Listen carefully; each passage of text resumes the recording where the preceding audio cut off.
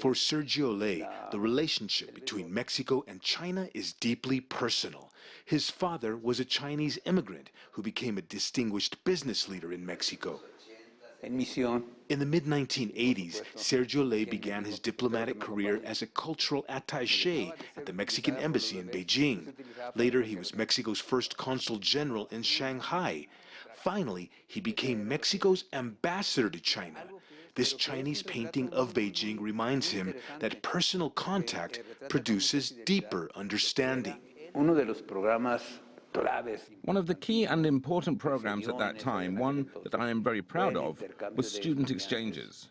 They produced many fruits. In fact, 30 Chinese student diplomats came to Mexico.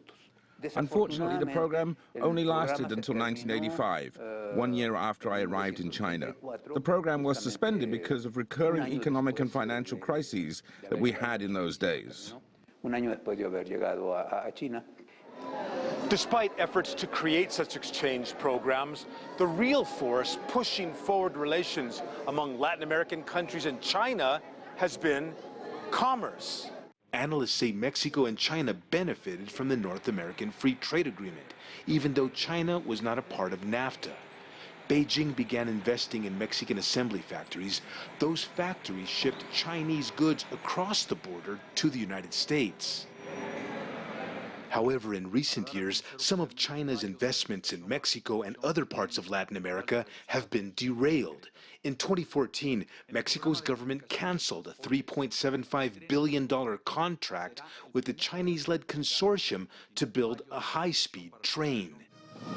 China made up for that loss by signing a deal with Argentina to build the $2.1 billion Belgrano rail network and hydroelectric dam projects worth more than $4 billion, indicators of Beijing's growing influence. China has reached out to other Latin American nations, including Bolivia, a member of the Belt and Road Initiative. As of 2017, Bolivia got more than 20% of its imports from China. Peru is also expecting Chinese investments worth up to $10 billion over the next 3 years, mainly in the energy and mining sectors. For its part, the Mexican government is taking steps to create a stronger relationship with China. Mexico's Foreign Relations Secretary has made 2 visits to China this year. China is our second largest trade partner and the 3rd largest destination for Mexican exports. Both governments recognize there is still enormous potential to be exploited. Experts insist for a relationship to thrive between China and Latin America, it also requires efforts to understand each other at a cultural level. Today, we need a deeper understanding of the high complexity of the relationship of China with the Latin American region and each of the countries, including Mexico. According to Dussel, increasing people-to-people contact will override the political barriers and improve relations between China and Latin America.